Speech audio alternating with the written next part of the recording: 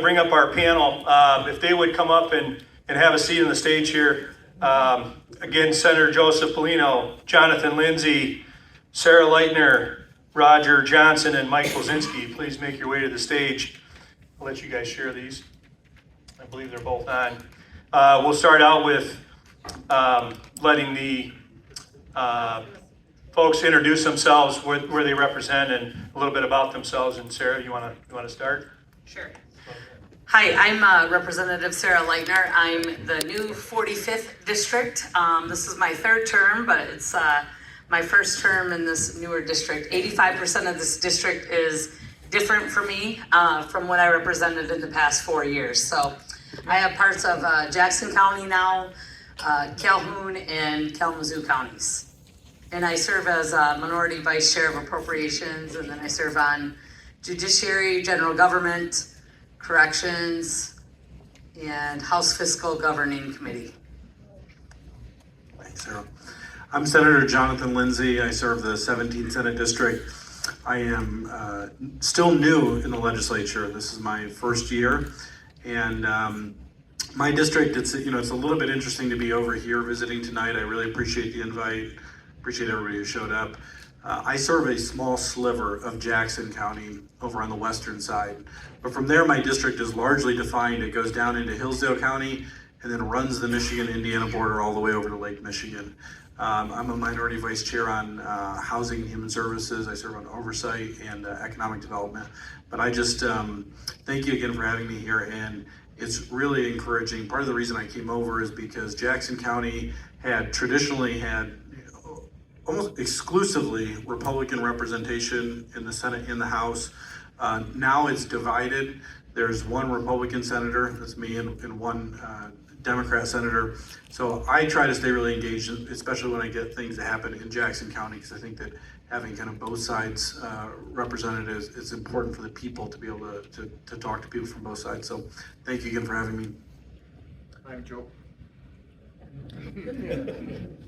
Hello, I'm Joe Bellino. I'm the senator from the 16th district. I am east of this gentleman all the way to Lake Erie. I grew up in a little place called Detroit Beach in Monroe County. And I'm an old man. I was born in '58. And as a child growing up, we never drank our well water.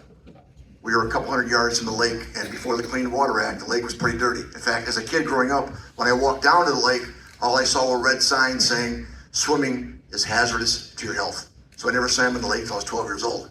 We turned the water on, wash our hands. We never drank the water. We went down to the laundromat about 4 miles away and got water. We were doing Flint before Flint was doing Flint. I appreciate being invited here tonight. I have, this church is not in my district, but I've got almost all of Monroe, almost all of Lenawee except for Tecumseh, Clinton, and Macon Township. And I have Hillsdale all the way over to his border. That's my district. Oh, we already heard from you. Yeah, we heard from you. Okay. Excellent. Well, tonight, senators and House representatives and our guests, thank you for being part of our panel discussion. The panel questions were written by our council members with input from their constituents. The questions are not directed at any one panel member. Rather, the questions are designed to engage in an open discussion about the topic.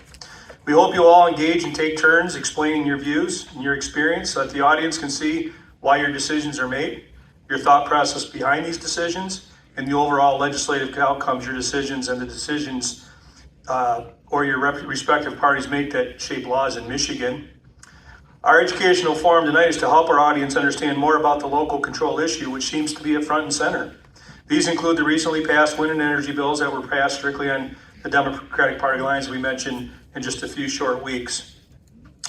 And we want to discuss the House Bill 4, 5, 2, 6, 2, 7, and 2, 8 on aggregate sand and gravel that many of us are focused on right now.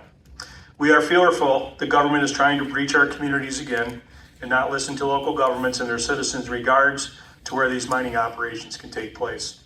So let's get started. On the topic of energy, and again, these questions are for any of you to grab, and we want to start a conversation about each of these topics.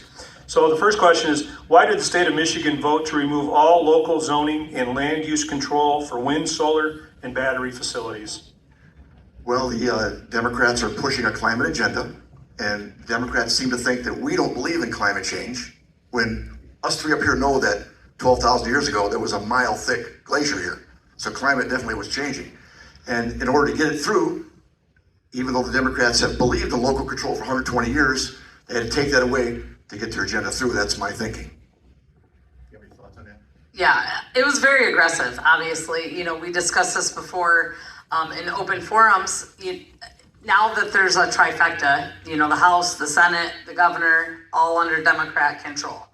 And so in this whole energy and aggregate stuff, they had to go through very quickly because they knew that we were going to have a tight race in November. And as they mentioned earlier, 2 Democrats did win their mayoral races and had to vacate their state rep seats. So the solar stuff got pushed through, pretty sure sometime between 1 and 3 a.m. on one of the days after the election. Not sure which, but the other thing is, you know, there were 40 amendments that came up and they didn't even give them to us. They didn't even post them on the session website for the public to review at all. And it, you know, like I said, it was very aggressive, but they had their votes. And even if there were Democrats that didn't believe in it, the governor just has to make a phone call, shoot a text, because there could be repercussions if they don't vote for basically what she wants.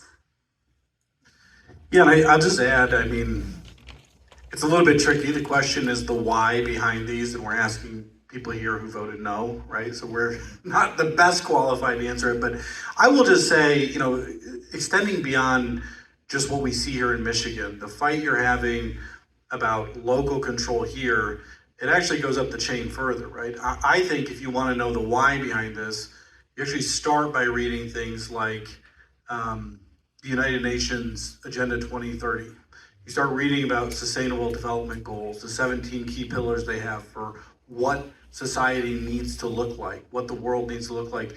And I think what you'll start to realize is that these particular points about climate activism are such a motivating force within certain political groups that that's the only way to explain. You know, these members got to see it, and it was explained some here earlier that these topics of local control have kicked around many times. Sometimes they come right up to the edge, but usually it's very difficult to get a consensus, and quite a few times it's backed down and said we're not going to take any drastic action. This is the first time in a long time that on this particular policy issue, they were able to solidify, you know, even in very narrow majorities, 100%. And you said, you know, you start out and you have 5 members that probably were in tune with their districts. They got a ton of mail about this. They got a ton of feedback saying, do not do this, right?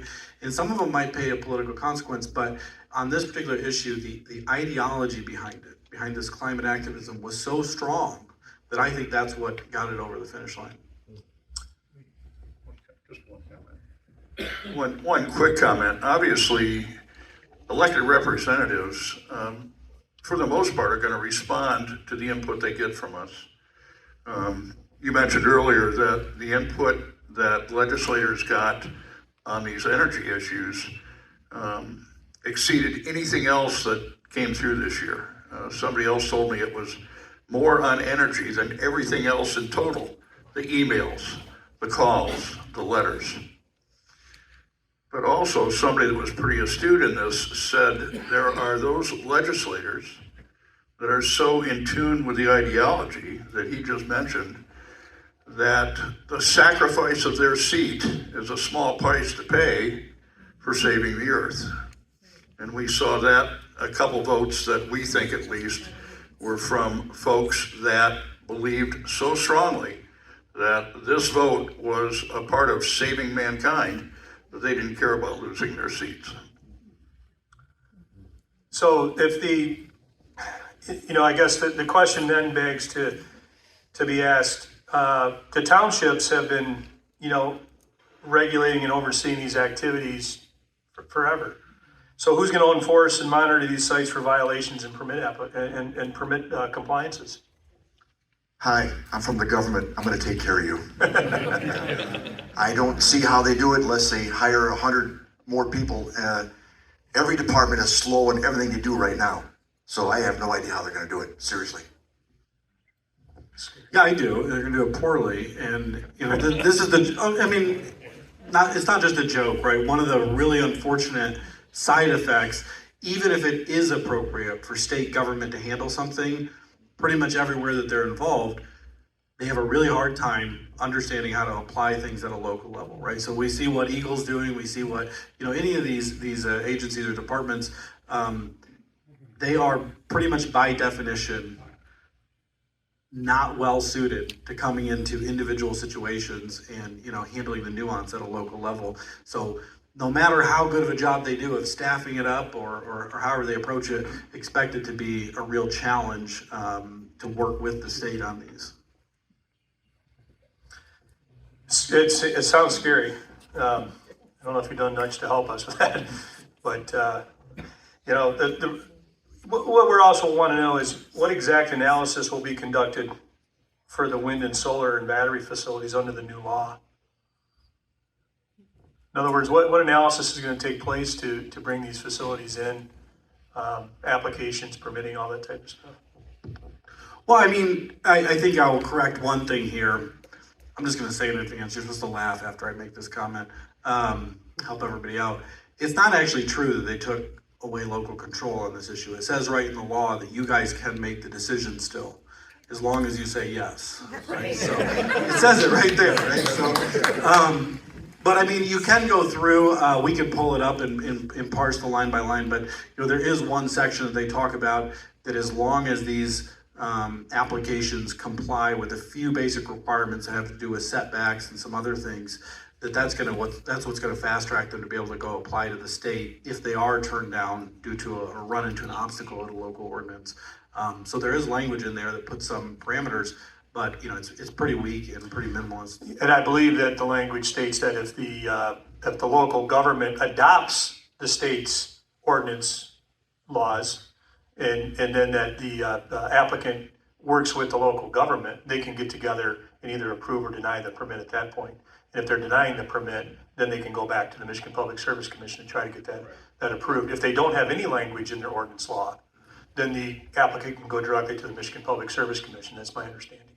And let's remember the big utilities, the two big ones, they were already going to be carbon neutral by 2040 and 2050. That was their goals. 2040, 2050. They had some goals. This is just going to make them do a lot more. And how would they get to carbon neutral? How would they get to carbon neutral? Yeah. They're going to capture the carbon and put it somewhere, probably back in the ground where they got it. That's their plan. Yeah. Key word in the legislation is the word compatible. It says that our zoning ordinances in whatever township you're in that regulate these things have to be compatible with what just got passed.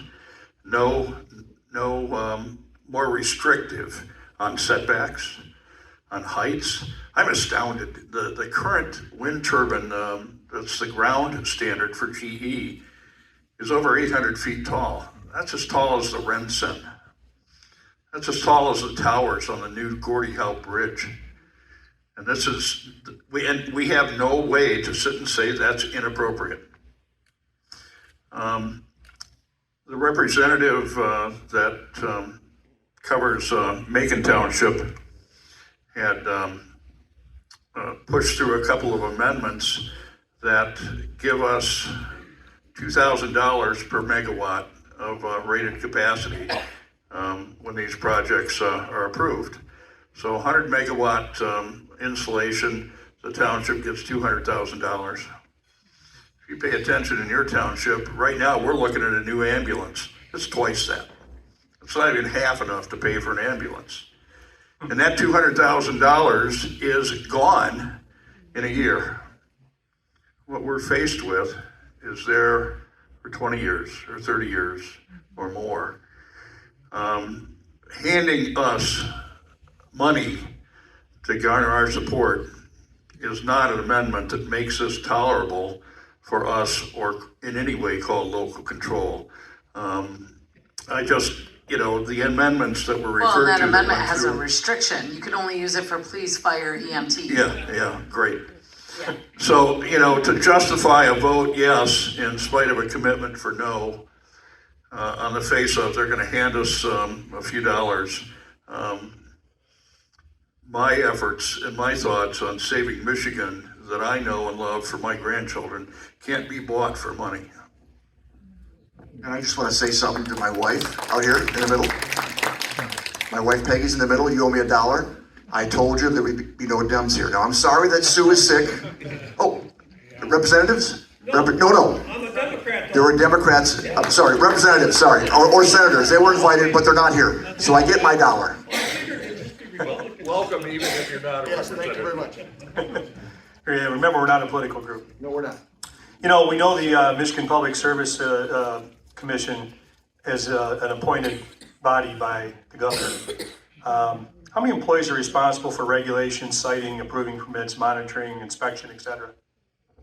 Under the governor's plan, Yeah, as many as it takes. I mean, really, it's, we don't know. We don't even know the answer to that question. There hasn't been anything before us in appropriations to add additional full-time employees yet, so we don't even know. It's gonna be a lot, and it's gonna be on the backs of all of us. The MPSC has nobody right now Yeah. in the department to do it. well, I guess the next question, you probably answered it, but, you know, we'd like to know if there's gonna be any engineers, environmentalists, naturalists, or other interested parties that oversees these permit applications, and the agencies that are involved, that specifically replace the due diligence historically conducted by the townships, municipalities, and counties. The MPSC has those people that work for them, but to tell a worker that's overworked right now, you've got a lot more work to do, I don't think it's gonna happen. They gotta hire new people. Seriously. Well, and we haven't seen the plan either, so that's a great question for administration. And it's great when people reach out to us and say, hey, oppose this. That's great. We know, we're likely going to anyways. But now's a good time to rail on all the people that did vote to take away the township's rights to approve or disapprove any of these projects. And also inundate the governor's office, because ultimately it's her plan. So, I would like to see it myself, because we're gonna have to fund it. Recently, I was called shockingly ignorant because renewable energy is gonna be cheaper than gas and coal. Now, the person that wrote that doesn't tell us about the federal subsidies at all. And doesn't tell us anything else gonna cost. I mean, there were bills forward to make sure that all the renewables are built by union labor. Union labor is 20% of Michigan. So if there's an urgency to save the planet, why are we restricting it both to just union labor? So that's going to take a long time and raise cost. What benefit or money does the state get for these wind farms and solar fields being in our state?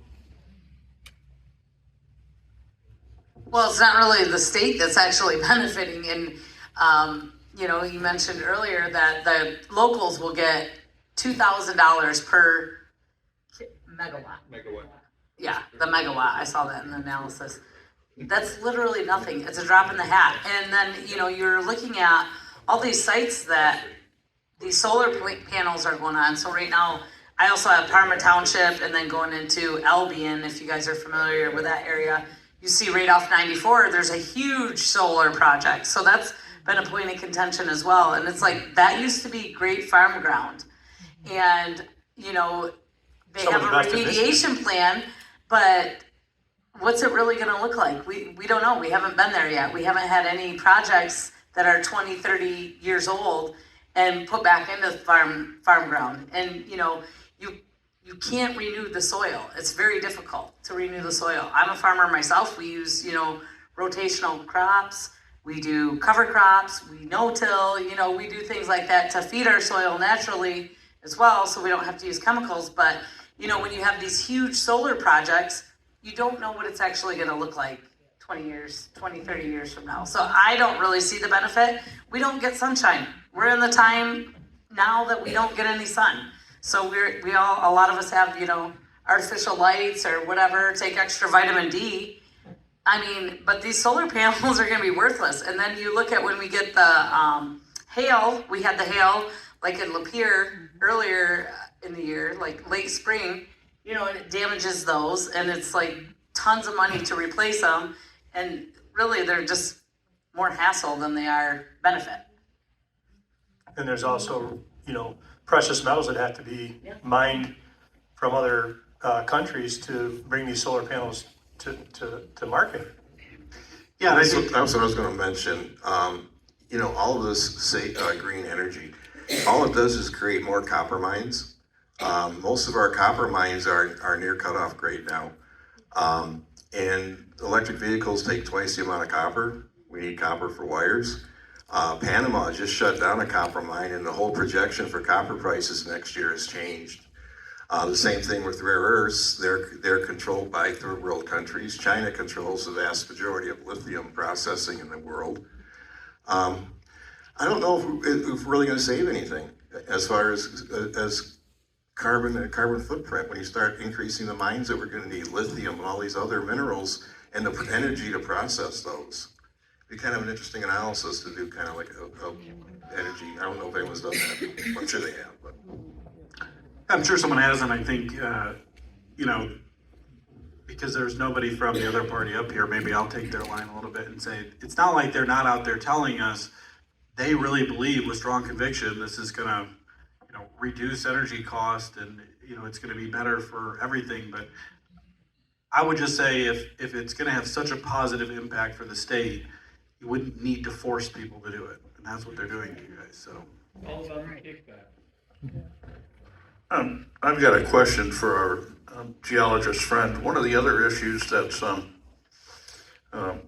about as part of this package, they allowed in their counts for carbon-free natural gas in power generation if it was 90% carbon capture, if I remember the numbers correctly.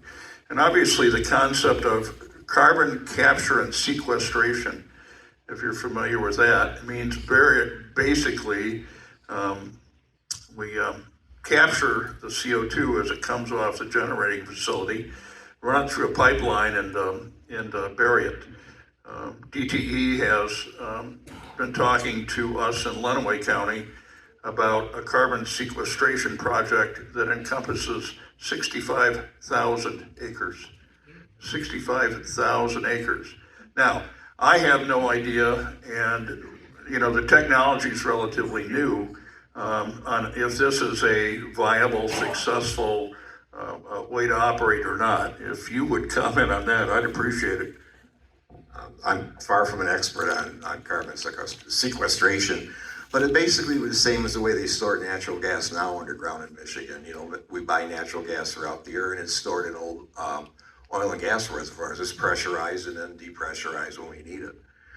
So I, envision a similar thing of injecting it just into the bedrock formations at depth and pressurizing those. They're under a lot of pressure anyway. It's kind of almost like fracking, but not fracking. Backwards. I commented earlier, 87% of Michiganders were against the wind and solar bill, and I don't think 87% of, the 87% were on the Republican side. Otherwise, I don't think our government would be all Democratic right now in Michigan. So we're kind of curious where the bulk of the money's coming from for the wind and solar land purchases. The land purchases, are these Michigan-based companies? Are they out of state, or are they global conglomerates coming into our state? Yes.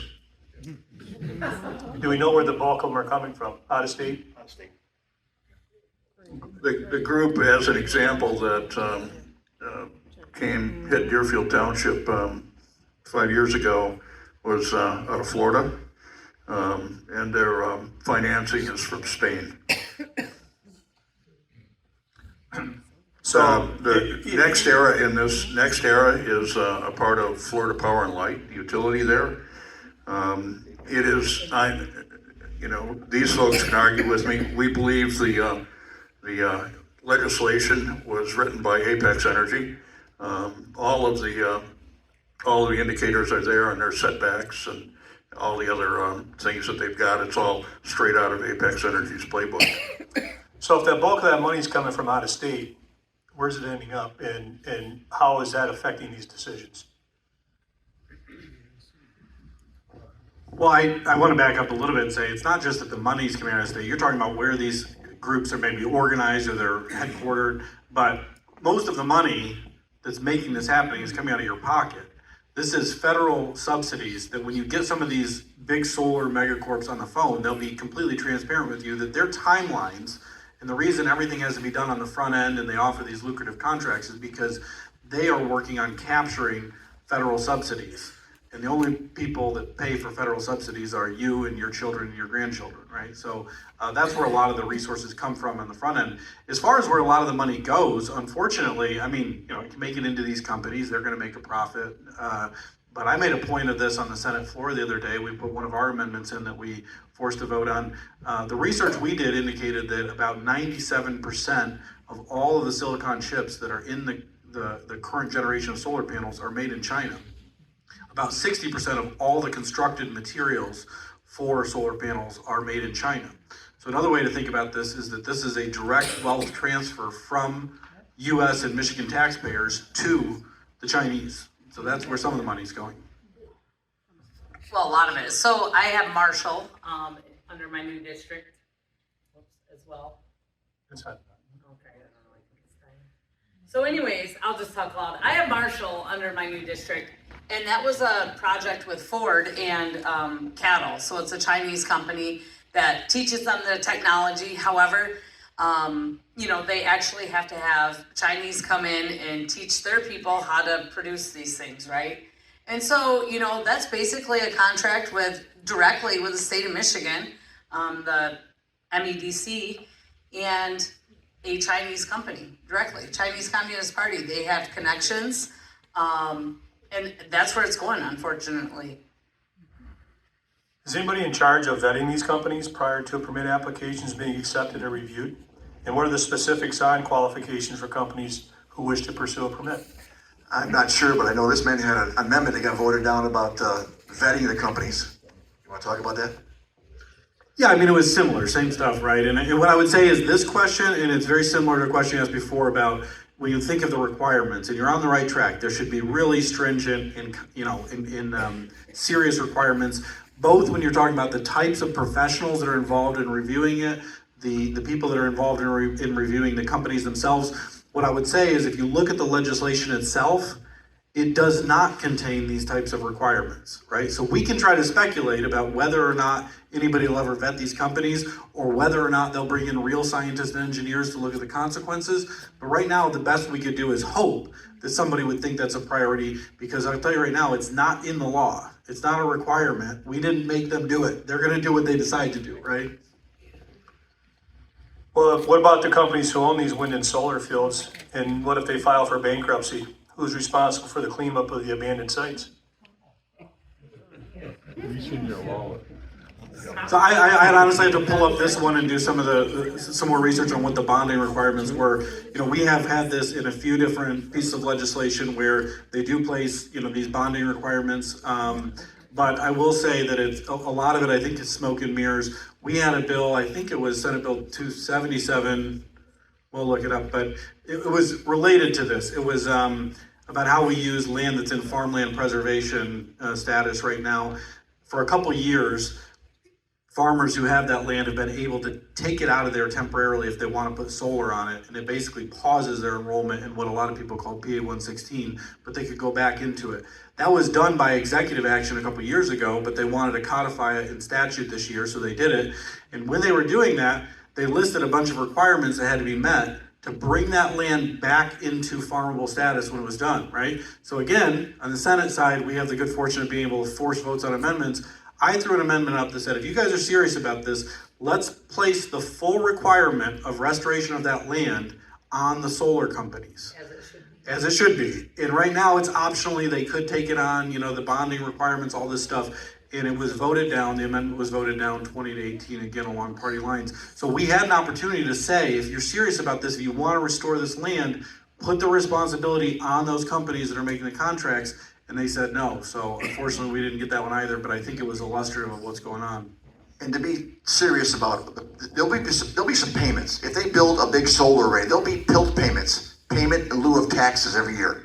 The problem is, when we were in the last recession, we seriously cut PILT payments for all the public land up north and in the UP, and we screwed over the townships and cut their subsidies for 2 or 3 years during the recession. So even if you're gonna get a bill payment, that's really no guarantee if things go bad. But it sounds like if these companies are outside of Michigan, they're getting land grab, they're coming in and building these solar fields or, wind turbine fields, sand and gravel. We have companies from all over the world coming in here. And if they leave, what we're saying is, hey, come in and take our stuff and walk away.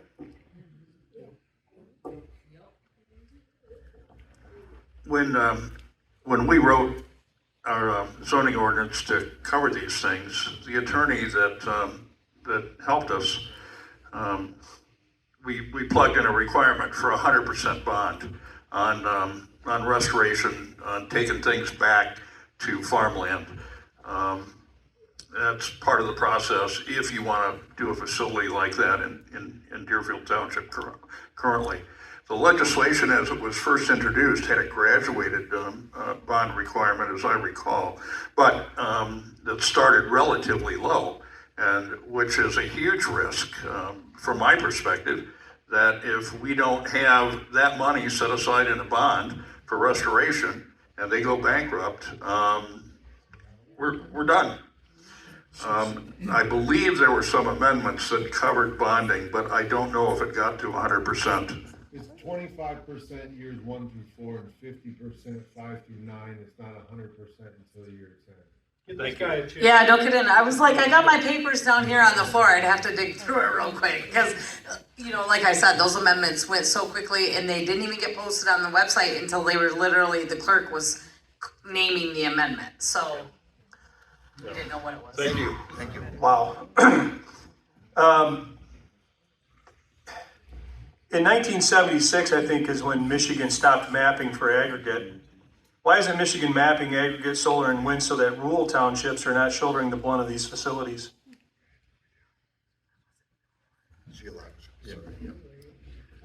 Last I heard, mapping in Michigan was like a 1 or 2 person show. The Geological Survey does not have much funding, it never has. Compared to other states, I do work in Illinois, and I'm looking at what their survey has done as far as water resources use and things like that, and it puts Michigan to shame. We really do need to. We never really had a true geological survey. It was always just a regulatory agency for the oil and gas industry and mining industry in Michigan for the metal mining. And it never really was a true research type geological survey like many other states have, where they're actually doing geological mapping. There's been considerable mapping done in Southwest Michigan by the U.S. Geological Survey, and I think Dan Yelich with Geological Survey has been doing some work down there, and I've been meaning to get together with him and see where they are in the whole progress of mapping deposits, so we don't build over them, that we use them before they're not accessible. And we're also asking about wind and solar. Is there any mapping being done for wind and solar, again, so that the rural areas are not, taking the brunt of this? Are we looking at any large counties? The only mapping I know about is the mapping from the big lines that are already out there, and they know it's cheaper to put the renewables near the big lines, and that's what they're looking at. So if you look at the old Whiting plant, Erie, the coal burner Monroe, the Fermi plant, the lines come out, so Monroe and Lenawee are in direct flow of that. Right, and they obviously target farmland because it's easy access. I mean, we have open areas right now that are by the transmission lines or the substations. And let's be real, we cannot compete with the big energy companies or solar companies for the purchase of land. I mean, some friends of ours just bought 30 acres, a couple of weeks ago that, normal people pay about $3,000 an acre for this particular land, and they had to pay $7,500 to get 30 acres, $7,500 an acre.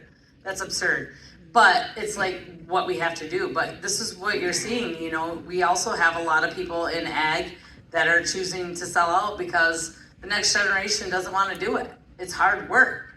And it's easier for a farmer to, when they're in that predicament and they're aging, it's easier for them to say, okay, yeah, I'll lease my property to a solar company for 20 years because I get a gob of money every year. And it's unfortunate, but we can't compete at a normal local level for land either. And they use the path of least resistance. It was asked before and Roger addressed it, but given what you guys have just said about the energy bills being passed and 87% of Michiganders didn't want it, and it kind of flew through on party lines in the cloak of the night, how can voters change this law in the state of Michigan? 1.1 million signatures and Whitmer's gone. That's a tough one there, but the referendum or a lawsuit, that's all I can see. Yeah, and both are gonna cost at least $10 million. Well, I would say, the other obvious one, maybe you just didn't say it because it goes unsaid, is that, there are other elections in the future, right? So, you try everything you can, right? Yeah. Like go through one step at a time. It's been pretty hard to get, citizens referendum done. It's expensive. There may be legal challenges to it. But I think, the long run solution for these always does come back to the regularly scheduled elections and having the type of leadership. And, I don't know if you go back 2 years, 4 years, it seems to me, as someone relatively new in politics, in elected politics, that this is something that has gotten more and more attention, just the local control issue as the years go by. So maybe it's something that in future elections, there'll be more scrutiny from people running to make commitments on these things, right? And get serious about, the relationship they have with their constituents and their local units of government. Yeah, and that's really been our hope tonight, is to educate everybody, to give them more, more ideas about what is happening, and just to pay more attention, and that we can fight these things at the Well, state one of level. the other things I want to say is this legislation actually doesn't even take effect until 2026, I think. November 2024. Not all of it, I'm pretty sure. Because we were just looking at this again today, and this could have been, I don't know. But anyways, it's a year from now. It's at least a year, which is, we're under the next set of elections. So we'll see how that goes. Yeah, as you can see, the debate about when this takes effect has ranged pretty widely. Our attorneys tell us one thing, our lobbyist tells us another. Our best guess is 1 year from when Ms. Whitmer signed it, which would put it at the end of November next year. And that's at least with the concept of the ballot initiative. That's the date we're using as our target. Now, it may well be wrong. As you can tell, there's not a strong consensus. We talked to the Legislative Services Bureau, and we got one answer. And so our choice, even though we believe that future elections, that there is going to be some payback for these bills on aggregate, on energy, if the short-term rental stuff hits the legislature. We believe there will be consequences, but to wait, it's our opinion at least that it's worth the effort in the face of what damage might be endured in the meantime.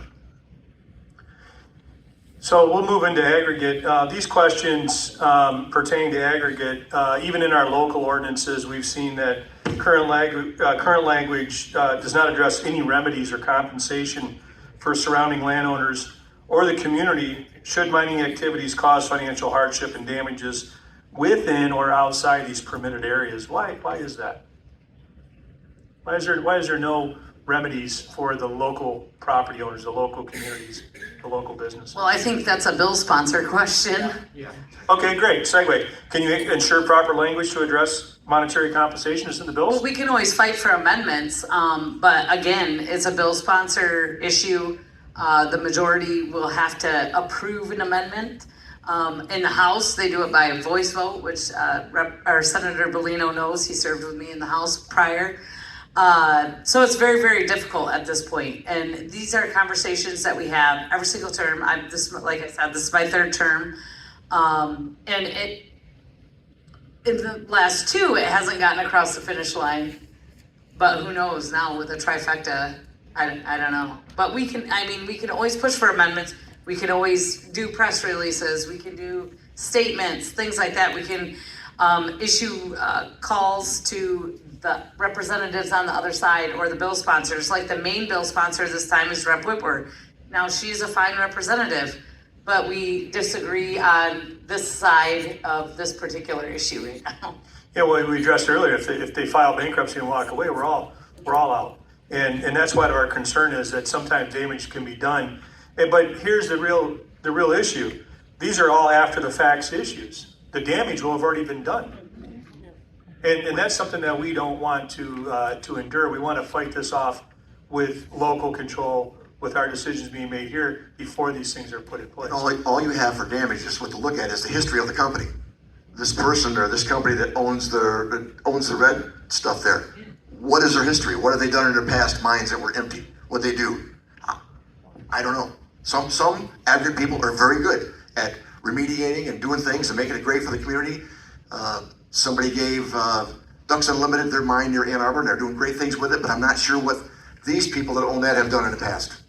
And it goes back to what we asked before, who's vetting these companies, right? If this is going to be passed off to the state level, who's vetting it? And is this local control going to have any say on the applications or on the process, or what's going to happen with the permitting process within that local government? Doesn't sound like it. No, the bills that were in the past 2 legislative sessions basically had setbacks, hours, wind to blast, how many trucks, yada, yada, yada. And if you met that criteria, then you build the pit. One representative wrote that he's concerned how aggressive environmental activism have been able to pressure local boards into enacting restrictive zoning regulations on businesses that have already taken steps to accommodate all environmental and safety concerns. He says the impacts have led to stalled job creation, less economic development, and higher costs for infrastructure across the state. How do you reconcile these charges when the aggregate bills are written by the Aggregate Association with little input from stakeholders and outside groups?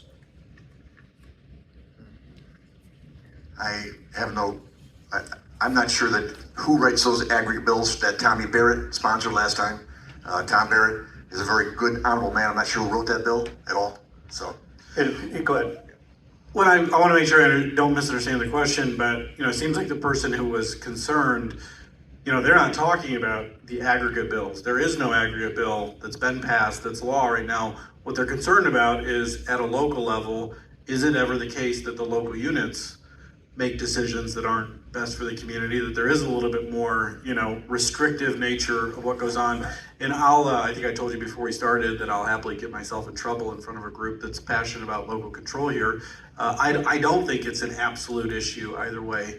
I actually don't think anybody here thinks that local control is the supreme idea of good governance. Does anybody think it is? That this is the highest good in government is local control? We can do a test. You do? Do you think that a local government should be able to legalize slavery? There we go. So so the question is always, what is the issue and what are the things that are on the line here, right? We have never in American government ever said that it's something where we would take any. I know I'm being cheeky, right? But we've never said that there's something that local units of government are so supreme that they're going to be able to make any decision no matter what it is, and it's going to override anything else. Matter of fact, most of the laws that we deal with, that's the nature of being a state legislature, is we pass laws that apply to the whole state. That's what most of the criminal code is here. That's what most of the federal criminal code is, applies to the whole country. So it is possible, to get back to the question, it is possible at a local level to make decisions that even could do something that could go so far as to violate people's rights.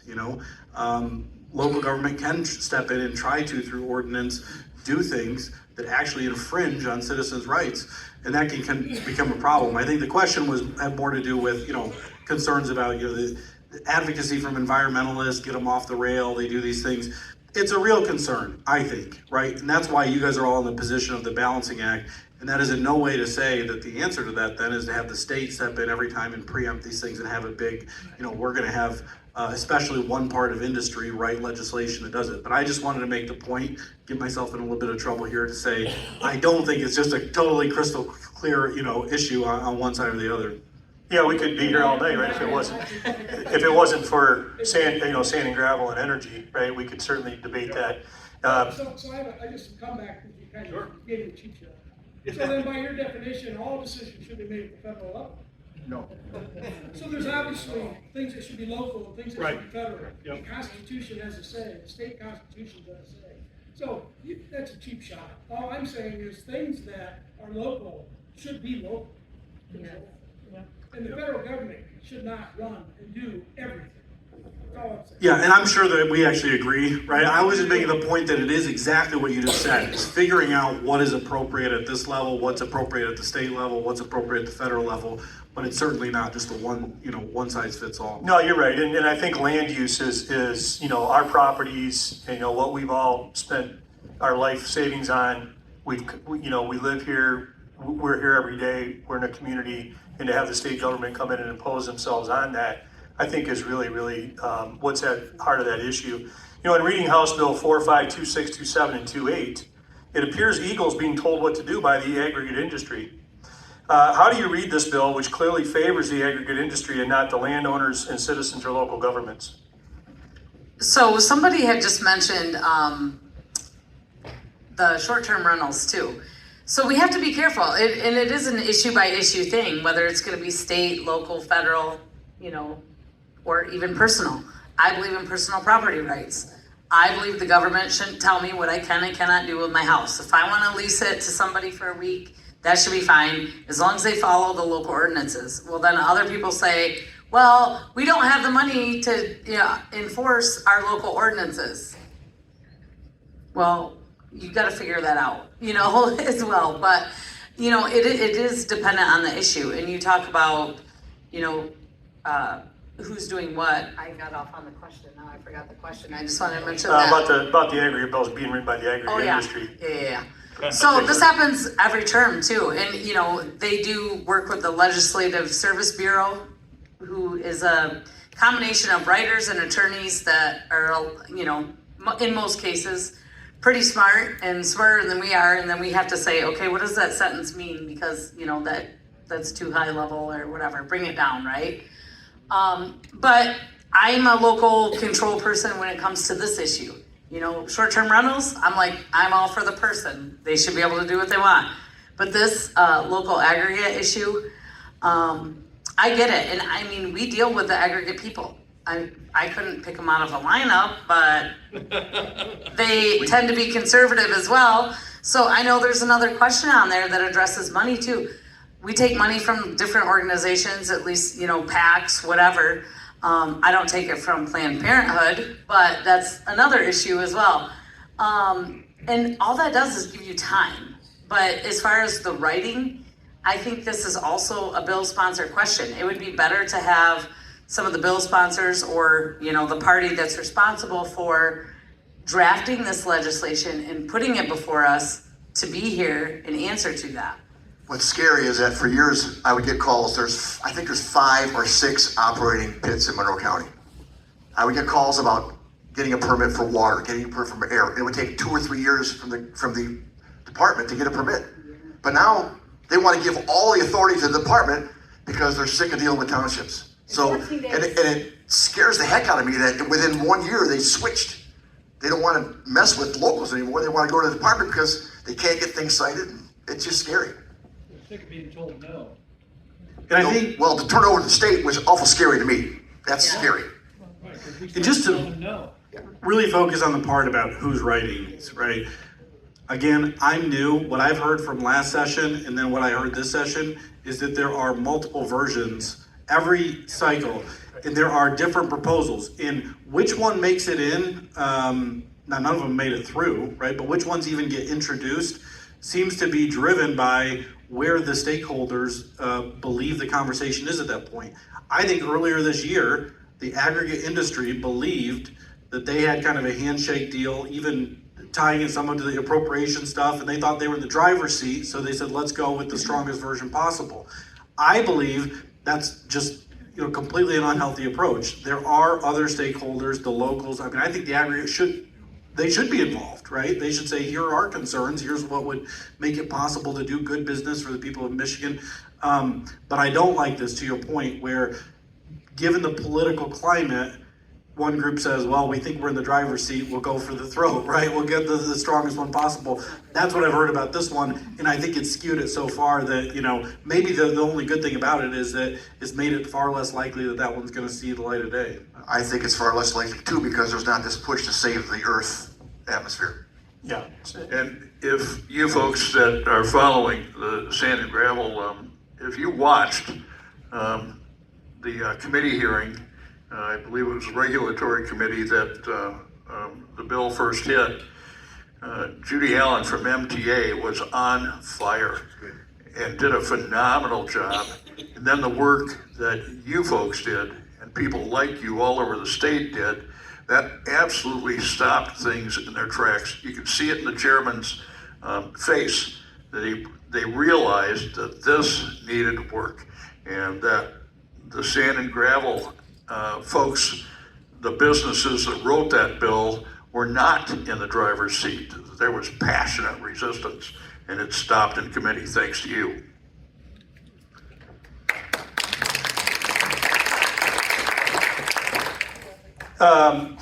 We often hear about the aggregate industry setting up companies being set up as LLCs.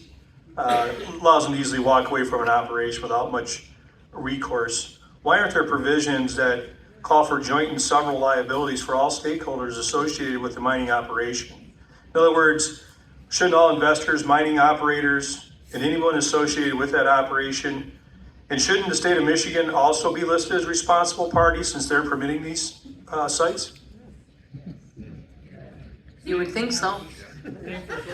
This is why it's important to have testimony from all sides. And I will tell you, serving in the majority the last 4 years, and then this year serving in the minority, even when I was a committee chair, I never stifled discussion and debate. That's what committees are for. And if it even had a hearing, debate has been stifled. They won't even call on certain groups. They won't even read in cards. They just say, oh, we have cards. The clerk will put them, they'll just put them in the minutes later. They don't even read them out loud. So the public doesn't even know there's opposition when there could be literally a stack of cards. When I say cards, people literally come in and fill out a postcard and say, we oppose this, we want to speak, or we just oppose it, we don't want to speak, we support it, whatever. And I will say debate has been stifled this entire term in the House, for sure. I don't know about the Senate. Yeah, it has. In our energy bills, yeah. The first 2 days that we had testimony, we weren't allowed to ask questions. Wow. So we know the EMS, Michigan Public Service Commission, is responsible to permit wind and solar. Eagle appears to be responsible for permitting new mine applications. I guess, does Eagle have the workload capacity or proper scientific capacity to permit, monitor, and enforce the mining activities throughout the state?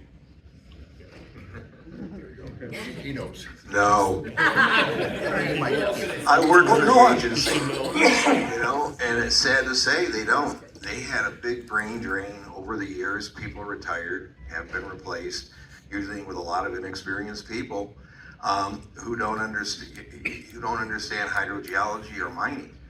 They may understand certain aspects of it, but not other ones that you only gain from experience working in the field. I'll leave it at that. Well, I would just say so that's speaking to no, they don't have maybe the professional expertise, the knowledge base. They certainly have the workforce and the resources behind them, because we every year put a ton more people, a ton more FTEs. But the problem is the Eagle at this point is kind of a glorified different version of police, where they come around and harass all of you for minor infractions in the environment, right? Find out that a farmer spilled a gallon of gasoline and boom, $60,000 fine, no recourse, right? But do they have the expertise to do this? No, because they don't focus on, real stuff that would benefit the state. A lot of it is they really don't have the proper staff. There's a real shortage of geologists, and especially hydrogeologists within Eagle. I'm dealing with wetland issues, and I'm talking to people who really don't understand groundwater flow. The proposed House bill provides Eagle only 14 days to review a mining application and determine it administratively complete. How can Eagle accomplish this super feat? If the application is not reviewed in 14 days, it is to be considered administratively complete. How can you justify this language? Well, you can't. It's impossible. I think, It's in the bill. again, I know. I have the analysis right here. I saw it earlier. I was talking to him about it actually when I didn't have the microphone. Yeah, they have 14 days. And we know that obviously they already don't do things well. So just imagine what the mess we're going to be in. You know, with them. Basically, it's going to be rubber stamped unless they see something that is going to be of concern. It's just going to be rubber stamped. So you're going to have them all over. Yeah. And prior mines that were denied are also in the bill to be rubber stamped. Several years ago, I was part of the review team for the Line 5 tunnel application that Eagle was reviewing for oil and water don't mix and National Wildlife Federation and other groups. And we came up with pages and pages of issues with the tunnel that were unaddressed. Both myself and a business partner of mine who's a tunneling expert. And none of these were really addressed by Eagle and the permit. They were pretty much ignored. It was just a rubber stamp. And it just scares me to put them in charge of something that's going to be more widespread, like aggregate mining, and where you're working in mining in people's drinking water aquifers. It's dangerous. Can you describe the audience what the National Resources Environmental Protection Act is, Part 639 in particular? What does it mean and why was it added to the aggregate House bill? Does anybody know? Actually, I looked this up. Hold on, I got to get back to It was it. added to the bill and I still can't find anything on it.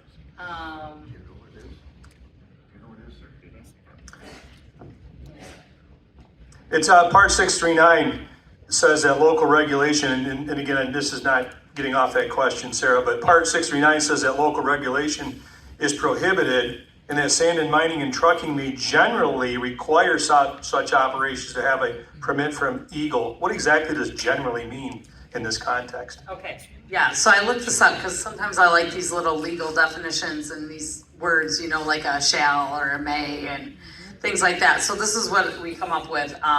Part 639 transfers the authority of zoning and control to the state. And this was included in the Natural Resources and Environmental Protections Act to protect specific plots of land on behalf of the state from local governments rezoning and developing sites of interest. Changes in 639 remove authorization powers for most mines from locals and gives it back to the state. Sounds like eminent domain.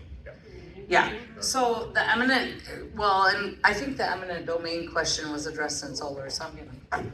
Yeah, no, it's okay. But here's one thing I don't understand, because I've been asking this question since I've been here. We own so many thousands of acres as a state. Like, why aren't we just mining those areas, those open areas? Like, I keep asking the question. But the thing is, the state always goes to the path of least resistance. So it's easier to go to right off, like I'm familiar with Grass Lake. You know, we have the Bone Roads situation and all of that. And, you know, we own so much. I can't even tell you how many acres, hundreds of thousands, I don't know, million. You can't get kickback from yourself. But we already own it. Like, we can sell that You're aggregate. paying them under the table to do this shit. Come on. It's ridiculous though. I don't know, I'm young, so like, when they talked about 1976, I wasn't even born. So they're asking about policies that have happened and that have been in place with the good old boys forever. There you And go. we are like, but a small voice now. Like, I am one of 110. And we ask this question in public. We ask it when we're being recorded in committees. You're not allowed to even speak. No, we have already done this the last 2 terms. Same questions. Even if our Republican majority, when we are in majority, they don't answer the question. It's called rhinos. Well, it's not only that, it's money. It's just flat out money. That's all it is. Which is Let me, wrong. I wonder about the money end of it, because in the state of Michigan, something over 12% of the land is owned by the state. Something over 13% of the land is owned by the federal government. If I'm looking at what lease payments are for a solar installation or for a wind installation, if I was these folks at the state level, I'd want that money for myself instead of handing it to some farmer somewhere.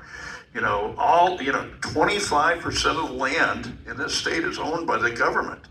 And Dan Scripps heads the Public Service Commission. He says they want 270,000 acres for wind and solar. That's a drop in the bucket of what the state owns. Let them put it on state land. Let them get the rent. Let them get the money.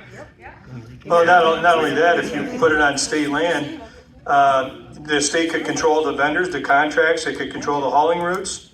Any leftover residuals from creating a lake, like here in Cambridge, a 30-acre lake or 125-acre lake, they could use that for future citizens to enjoy for boating and fishing and camping and hiking. All the state parks require a fee to get into. It seems to be a win-win. It would keep things out of people's backyards. 6 years ago, we had a debate about the price of energy in the UP. It's a lot more than what we pay down here. So I suggested during committee that we go to some federal or state land, we clear cut about 50,000 acres and put solar on it. And I was torn up by the Sierra Club, League of Conservation Voters, how dare me cut trees down, yada, yada, yada. But it's not about the soul. And why not put sensitive and important issues like we've discussed tonight on the ballot? Because they can't win. Well, you heard earlier, it's gonna be $7 to $10 million. Yeah, I mean, and there are several ways that things can end up on the ballot. We, you know, if it required. But these are important issues, you know, why aren't they on the ballot? That's what I'm getting at, right? We can say we can put things on the ballot, but. Well, yeah, I just want to make sure, if you're asking the legislature, the options we have for that, you know, are super majorities, 3/4 to get it, you know, and then have it. Otherwise, it's up to the citizens. And I think that, you know, the things that make it on the ballot are the ones that circulate and gather hundreds of thousands of, you know, signatures, and then, you know, along with that, so that's what you're talking about earlier, right? Is it may end up being there. I wouldn't say, though, just a cautionary note on that as well, to be a contrarian, is, you know, just because an issue is super important doesn't mean we should want to vote on them all the time. I think Michigan and many states have gone down the path of overutilizing votes on legislation to the people. And I talked to a ton of constituents that, you know, there's a reason you elect people, give them the job, you know, expect them to understand these things and dig in when they come across for a vote. But not everybody wants to go out and read 30 pages of technical legislation and give it a simple up or down vote. And I think that we've gone down a path of overutilizing votes on the ballot. That's my perspective. A couple quick fire questions to wrap up. You know, who does a better job protecting communities and its citizens, state or local governments? Local government. Local. Who understands community issues and concerns better, state or local government? That first question. I mean, you know, we're local government. I say we're closest to the people. Like, no, I come from local government too.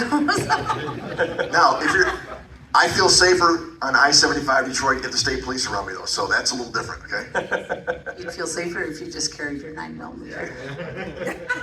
NIMBYism, not in my backyard, it's a very sensitive issue. What are your views on this subject, and do you think the label is fair? Who wants it in their backyard? Anybody? Well, it's always fair until it's in my backyard. Right. It's like the First Amendment. We all believe in First Amendment rights until you piss me off. Well, you know, when you look at NIMBYism, the fear of having a mine, a wind, or a solar farm in your backyard is a real concern. It's causing people to lose sleep, fear for their hard-earned properties, way of life. I can't tell you how many hours we spent on what we're doing in Cambridge Township. How can the state of Michigan and politicians justify causing the psychological harm to the people of the state of Michigan? They don't care. And in Detroit, where I do some work, when you put in certain facilities, you need to have a community benefit agreement, where there's certain funding that the company will give to the community, kind of to make up for what the inconvenience they're causing. And I think something like that needs to be considered. Because, you know, we've seen, you know, who's going to buy a house next to a gravel mine? Once a mine comes in your backyard, your house is not worth that much. I'm not going to pay the same for it. They have done studies that say. Yeah, we've refuted those. Right. And the other thing is too, like I have this right now on my road, on Parma Road in Springport, well, that part is Parma, but right across from the golf course. And I'm like, how's that gonna work? It's literally on the other side of the road, and you know what goes up on there. And can you imagine, those holes are right on the road? Like even that, it's gonna destroy them, I think, business as well. Not only that, and all the houses that are around there. That's why It's I too really close. think what was mentioned Too before close. about mining state land is a great idea. We have a lot of land. A lot of it is close to highways. We need recreation facilities. We need campgrounds. Try to get a state park campsite these days. Yeah. We could mine these great lakes. Generally, they mine below the water table for sand and gravel. I think it's a great opportunity. The state could get a royalty. Other states do it. At least The start federal there. government does it. If you need local resources, then come to us and talk with us and let's. Well, and it's so let's far work it back. out. It's so far back. You can go so far back, people wouldn't even know. Last question before we wrap up. Several committee members and those in favor of the aggregate bills have indicated there's a shortage of gravel in our state. What evidence supports this? I don't think that's true, but I don't either. I don't either. There's a 2016 study that MDOT paid for, I think $100,000, and it was deemed by the Inspector General unduly influenced by the aggregate industry. And it was the one that said we have shortages of gravel and it's been used to push a lot of this. Look at that map. I don't see, I see just a little bit of dark blue on there. Everything else is potential sand and gravel deposits. It's just you have to get the property and do some work to find something that's going to have minimal environmental impact. And there's ways to do this. I did it for a living. So, I mean, the only way I've heard that put is not a literal shortage. It's more just that the relative cost of the materials is always going to be, determined by how accessible they are and what the supply is, right? So there are people that have gone out and argued, and I'm not going to take a position on it, but they say the easier we make this, to get these resources, the more we can drive down cost. That's been one of the arguments they try to make to say, right? So the governor says, I'm going to fix the roads, or however she says it, and then it doesn't happen, and she says, well, it costs too much. So she was involved in this to some degree, saying that this was one of the things we needed to get done was just open up the ability to mine and get these resources more clearly. Your question still has the same answer to it. I don't think there's the evidence supporting that, but I just want to point out, I think the framework is they're just talking about, the underlying economics of supply and demand of It's having materials. gravel in the right place at the right time. When you're building here, you need it close. You don't wanna truck it because it costs too much money. But Michigan Florida is gets the it from number Canada. one, Michigan is the number one aggregate, exporter in United States. So you can't tell me that they're not gonna take this and export it out and get the money for it. well, that's because of Rogers City mainly. The biggest pit in the world basically is in Rogers City, and they send tons of freighters out. But on your last question, there was a comment made by Representative Ayash from Hampshire Highland Park, and basically was, we don't care where it's at. It's not in our backyard. You built those plants, those coal plants in our backyard, and it killed our people. Why? Basically, why are you going to yell about it? They don't really care because it's in our backyard. They don't care. It's your turn. Yeah, it's our turn. That's how it is. We need even distribution of solar farms too, so the elitists don't have to have it in their yard, but we have to have two. And that's not covered in the bill, and that's something you guys can work on, so that, hey, we don't mind, we got our share. We put in our share of solar. How about the other people? Why are they, up north don't have to do it? yeah, how about proving why we need solar to begin with? Yeah. It's about, We don't it's even about get taking the farmland, it's not about how to reduce cost. That's right. I just heard that 25% of Detroit is vacant. So, Yeah. I'd like to thank everybody for coming, and I just want to give you guys an opportunity to give us a brief wrap-up statement. Anything you'd like to say to the audience tonight as we wrap up tonight? Sarah, we'll start with you. Well, just thanks for having us and having this open conversation. I much prefer these question and answer things than just speaking to you. It's easier to interact with you. But anyways, I don't represent Columbia Township anymore, but I do have quite a bit of Jackson County. So, you can always feel free to reach out to my office. It's Sarah Lightner, .mi.gov. So. Thank you for coming. I really appreciate it. Yeah, I also want to thank you again for having me. I think there are a lot of people who have done, great work on these topics, but I'm just going to be brutally honest with the audience. This type of engagement times 100 or times 1,000 is what it's going to take to make a difference on this stuff. And I was pretty fed up with Lansing, and I'll tell you, since I got there, I haven't seen anything to make me believe that I was wrong about what's going on up there. And some of the questions you ask that talk about how bills are created, how all this happens, there are deeper level issues going on in Lansing that have nothing to do with the subject matter of this bill or anything else. Some of it's outward corruption. Some of it is how we have structured our government. I mean, I'll just tell you right now that and this isn't a Democrat issue or Republican issue. Power in Lansing has been so consolidated in so few offices that it gives you, the people, very little chance to make the difference that you think you should be able to. It's not really, for practical purposes, possible in Lansing. If we got 75% of our chamber to agree on a middle ground solution to this, where MTA agreed, everybody agreed, the aggregate agreed, if we got a solution on this that we could bring to the floor and 75% of the chamber agreed on it, a couple of people could stop it from happening.